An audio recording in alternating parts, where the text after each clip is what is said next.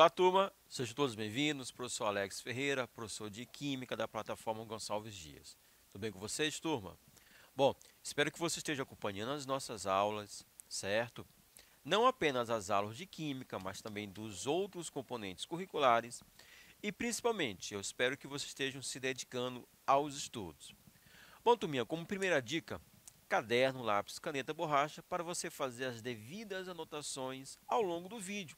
Então, você está acompanhando aquele conceito, aquela tabela, aquela questão que chamar a sua atenção, você pode printar a tela e passar essas informações para o seu caderno e assim desenvolver os seus estudos.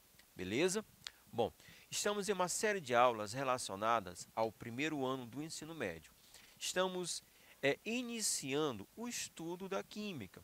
Então, já apresentamos o conceito de química, que é uma ciência que estuda a matéria e suas transformações. A matéria ela é formada por átomos, ok?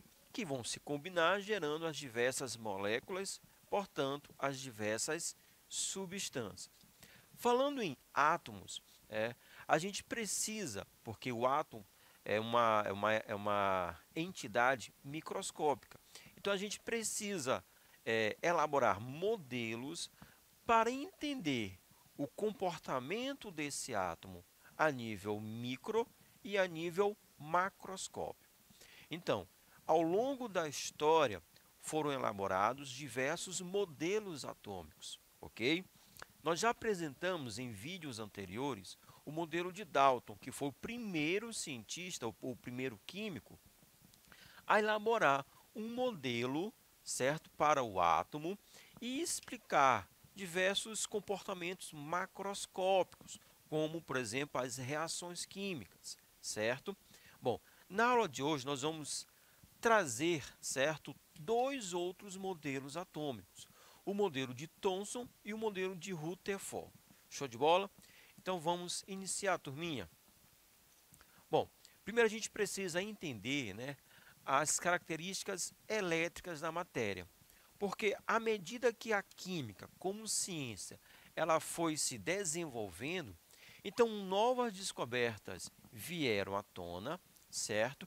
E aí o modelo atômico de Dalton, ele teve que ser reformulado. E uma dessas descobertas que geraram um impacto muito grande foi a descoberta da eletricidade e que ela era inerente à matéria. Então, a matéria apresentava um caráter elétrico. Show de bola?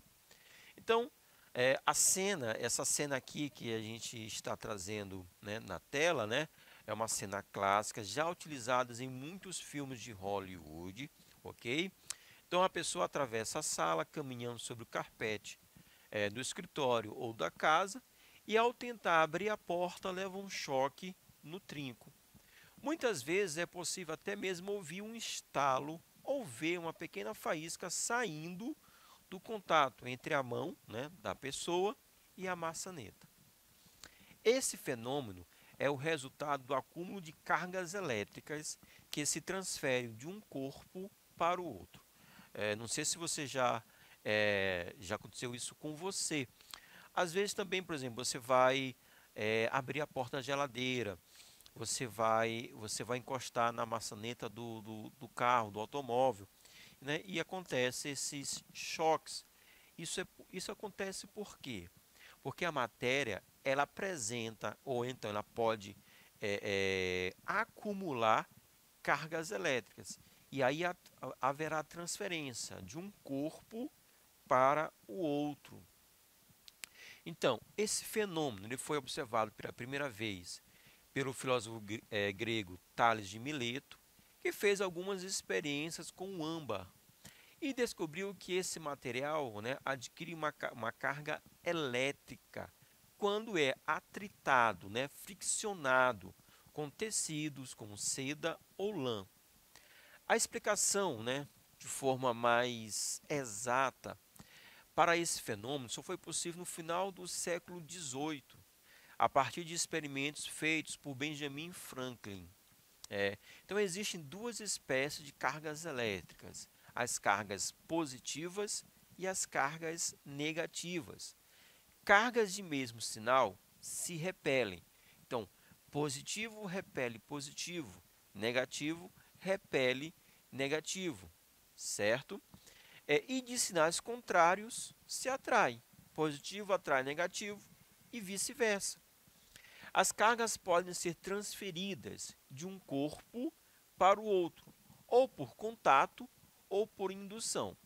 Então, foram observações e proposições estabelecidas por Benjamin Franklin. Show? Bom, a partir, né, dessa descoberta da eletricidade, então houveram pesquisas mais intensas, e aí nós vamos descobrir, né, a primeira partícula subatômica, ou seja, menor do que o átomo. E essa primeira partícula foi justamente o elétron. Então, na década de 1850, com a finalidade de estudar a condução de corrente elétrica em gases a baixas pressões, o cientista alemão Geisler e o cientista inglês Crookes desenvolveram um dispositivo denominado tubo de raios catódicos, né? E aqui nós temos a imagem, certo? Então nós temos um dispositivo onde dentro desse dispositivo nós temos um gás a baixíssima pressão, certo? Então na verdade é um gás, né? É uma pequena quantidade de gás, e quanto menor a massa, então menor a quantidade de partículas. Show de bola? Então nós temos dois anteparos, um carregado negativamente, outro carregado positivamente. E é estabelecida uma diferença de potencial elétrico. E assim nós vamos ter um movimento da matéria, certo? Da região negativa para a região positiva. Ou seja, o anteparo positivo está atraindo matéria negativa. Show de bola? Esses raios que nós temos aqui na figura, simbolizado pela cor amarela, esses raios foram estudados pelo físico inglês Thomson, certo?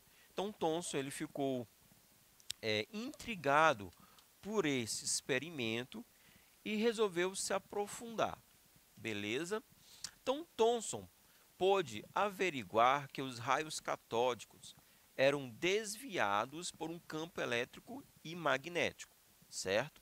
O que evidencia que são constituídos de partículas com carga elétrica. Então, a matéria apresentando carga elétrica.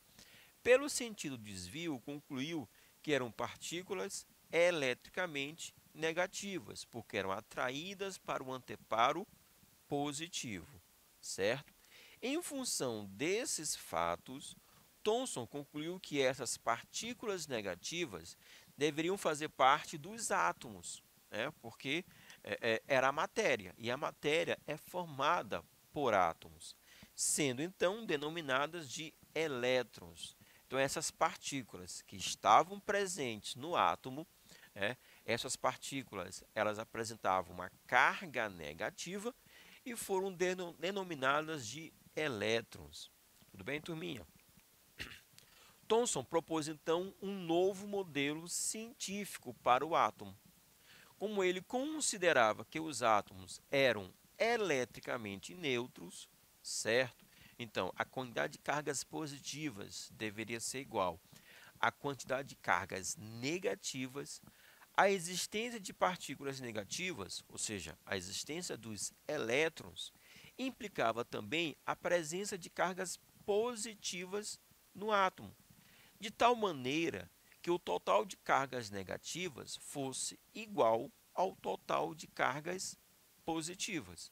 Então, como um todo, o átomo deveria ser eletricamente neutro. Portanto, ele deveria apresentar o mesmo quantitativo de partículas negativas e partículas positivas. Então, o modelo atômico de Thomson propunha que o átomo fosse maciço, esférico, descontínuo, né? Uma estrutura não uniforme, e formado por um fluido com carga positiva, no qual estavam dispersos os elétrons, estavam imersos, mergulhados os elétrons. O próprio Thomson associou o seu modelo a um pudim de passas. Então, esse termo é muito utilizado e às vezes também é cobrado a nível de vestibular. Então, o modelo de Thomson ele é denominado, né, ele tem esse nome, pudim de passas, certo? O pudim seria a massa positiva e as passas, ok? Seriam os elétrons encaixados, certo? Dando, e aí no total, né, a matéria ou o átomo seria eletricamente neutra, certo? Bom, então a matéria deveria apresentar uma massa positiva, ou uma carga positiva. Então vamos para a descoberta da próxima partícula subatômica, o próton.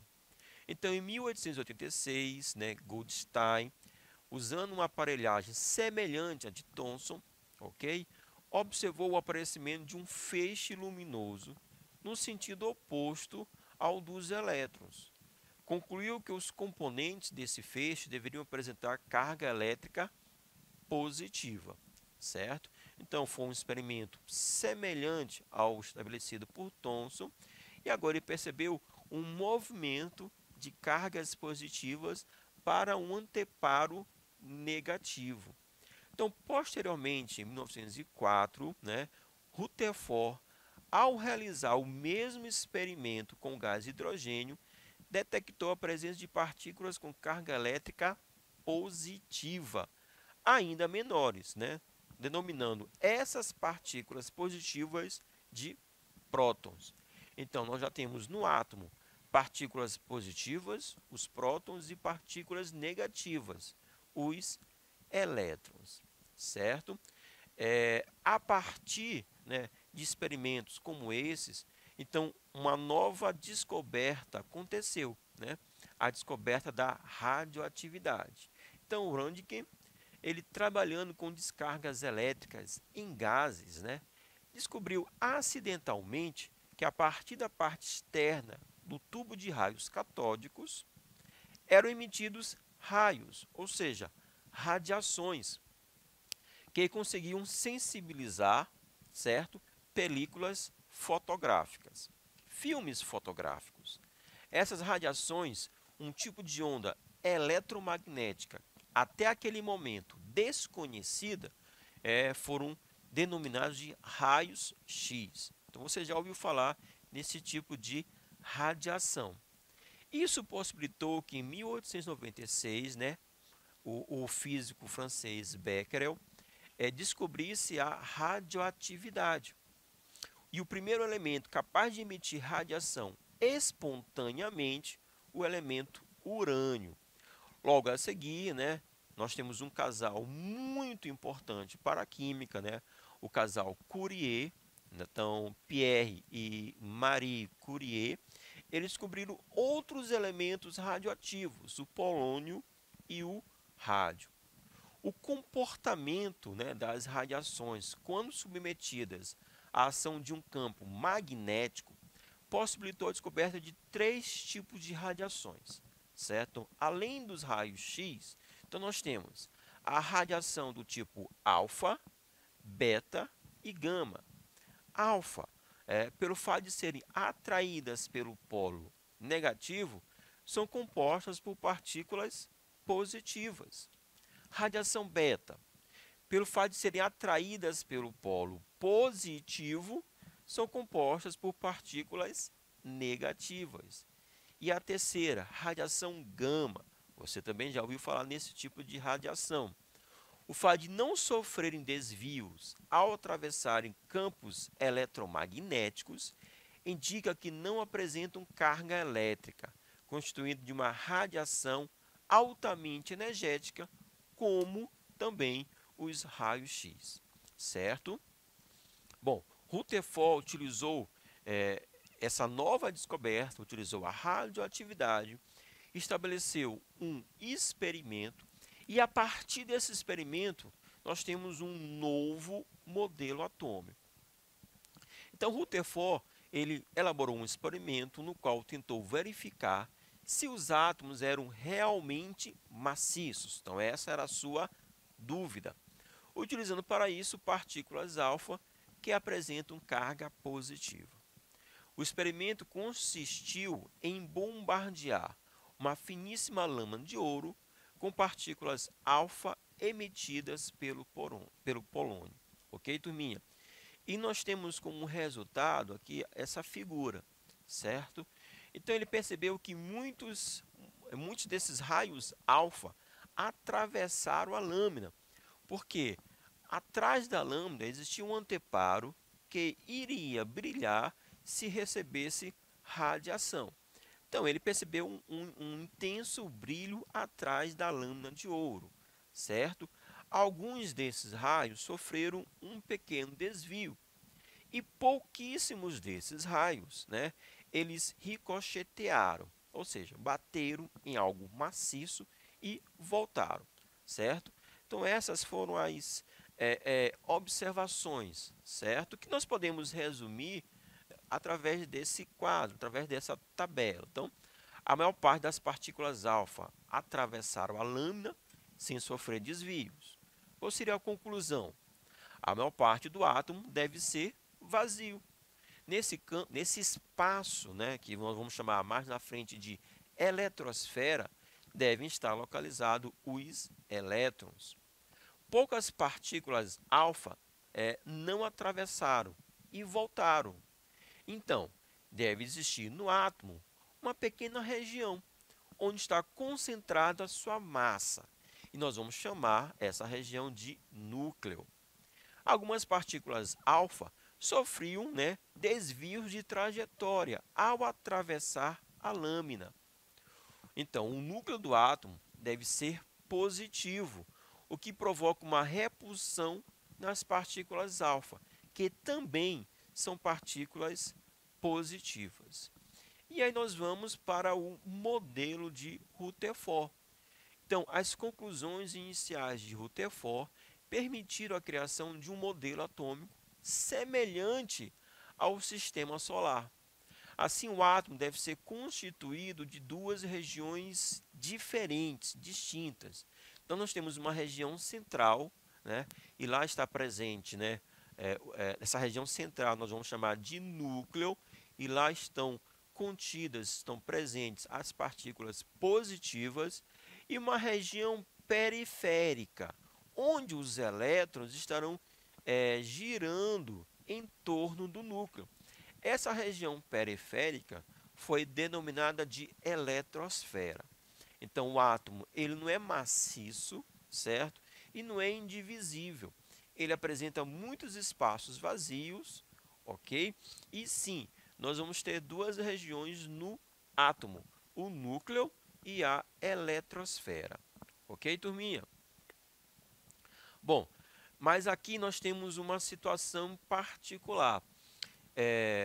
Para um átomo que apresenta apenas um próton, tudo bem, certo? Mas para o átomo que vai apresentar mais de um próton, vou ter duas partículas positivas numa região muito pequena e deve haver a repulsão dessas partículas positivas. Então, nós vamos para a descoberta da terceira partícula subatômica, que é justamente o nêutron, certo? O nêutron, turma, ele funciona como uma espécie de cola. Ele serve justamente para segurar os prótons e dessa forma esses prótons não se afastem, certo? Então, turminha, nós vamos para a seguinte situação. O átomo ele apresenta três partículas subatômicas, o próton e o nêutron. Turma, o próton e o nêutron eles vão estar localizados no núcleo e nós vamos ter o elétron presente na eletrosfera, certo? A massa do átomo se deve justamente ao próton e ao nêutron, porque a massa do elétron é praticamente desprezível. Olha só, 1 dividido por 1186. Então, é muito pequeno o valor da massa do elétron. O elétron vai ter uma carga negativa de -1, o próton uma carga positiva de +1 e o nêutron ele não apresenta carga elétrica. Show de bola, turminha? Um pouquinho sobre esses dois modelos atômicos, Thomson e Rutherford. Espero que vocês tenham gostado. Vou ficando por aqui. Forte abraço, valeu!